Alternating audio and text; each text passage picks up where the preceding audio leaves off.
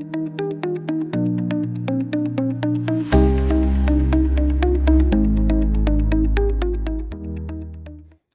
everyone, thanks for joining me again. My name is Archie Blanchard. I am a member of the Ceph expert team at 421, and this is the second portion of our Ceph Object Store Tool video. So in this video, we'll actually be doing a demonstration in a live environment. We're going to take an OSD offline. We're going to export a placement group, import a placement group to another OSD, and then we're going to examine that placement group as well. And we'll talk about some of the things that we're able to examine within that placement group by using ceph-object-store-tool and fuse mounting that placement group. So without further ado, let's kick it off and jump right into the demonstration. Now let's jump into a demonstration. So before anything, we have a healthy Ceph cluster. And we can see here we have 6 OSDs up. That's what I'll be using. It's the same as it was in the slideshow. And it's important to note, of course, that prior to running any of these commands or doing any of this demonstration, you need to make sure that you have some OSDs that are marked as offline. So the first thing we're going to do is just check our OSD tree here. We can see that there are 2 OSDs on host alpha. Those are the 2 that we'll be using for this demonstration. You don't need to use OSDs that are on the same host. You can easily export from an OSD, a PG from an OSD, and then import it to a OSD on a completely separate host. So the first thing we'll do is we'll stop OSD 0. And then we'll make sure that the OSD has been stopped indeed. And then we're going to actually traverse into the working directory of that OSD. So this is a personal preference. You don't have to go into the working directory, but it does speed things up a bit. You don't have to type out that directory so many times. And we can see here when we go into that directory, all the components that make up that OSD are listed here. There's the working directory path as well. So now we're actually going to export a placement group.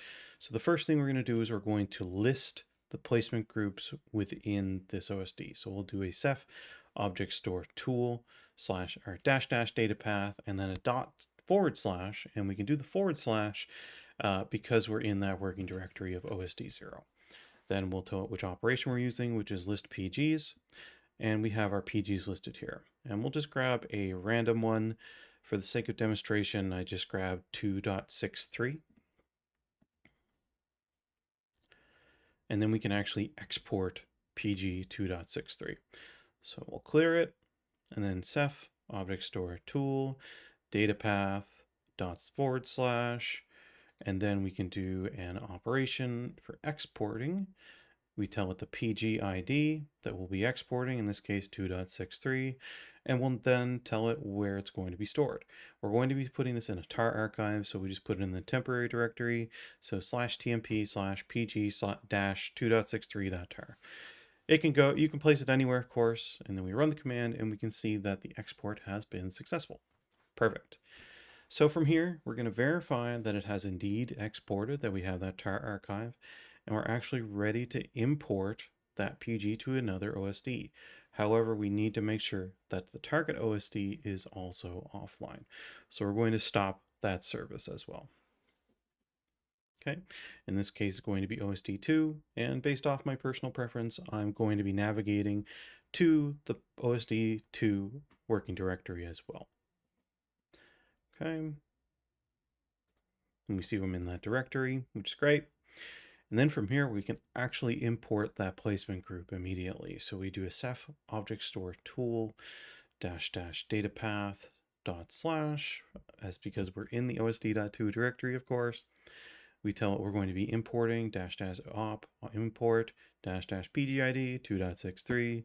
And then we tell it where that file is in our temporary directory. So in this case, -- file /tmp /pg yada yada yada.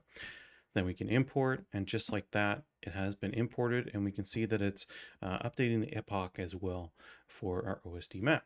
Now we can start up OSD 2,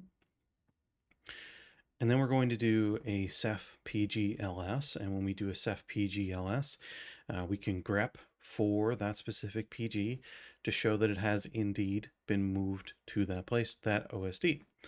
So then we'll do a Ceph OSD tree here to make sure that OSD 2 is up and running. And then we'll do a Ceph PGLS. Oh, geez, need to do a grep there. It's a bit too much to really find. Then we'll do a grep 2.63, and we can see indeed that OSD2 is now a part, an acting member of that placement group. Okay, from here, let's do a fuse mount. We can show how we're able to traverse and jump through the directories of the underlying data of a disk in a browsable read-only format. So we'll jump back into OSD 0 here, that working directory. And I'm going to use a screen session. Reason being is I just want to keep the number of terminals I'm using to a minimum, but you can easily use multiple terminals. There's no problem there. Then we do our command here. So we have a ceph-object-store-tool. Then we have -- data path, which is in our OSD 0 working directory. We say -- fuse, and we tell it where the mount point is. Then we can exit our screen session. We want to keep that screen session active just so that we can keep that fuse mount going. We can confirm with df that mount point is now has the OSD pin mounted to it. And if we jump into mount/OSD-fuse, we can see all the headers for all the placement groups here. And it's actually quite cool. So these actually represent placement groups that are stored on the disk. They're identified by PGID_header, and they can be explored individually, and they contain objects stored within them. Within the -all folder, you can actually see each object that is stored with an encoded name.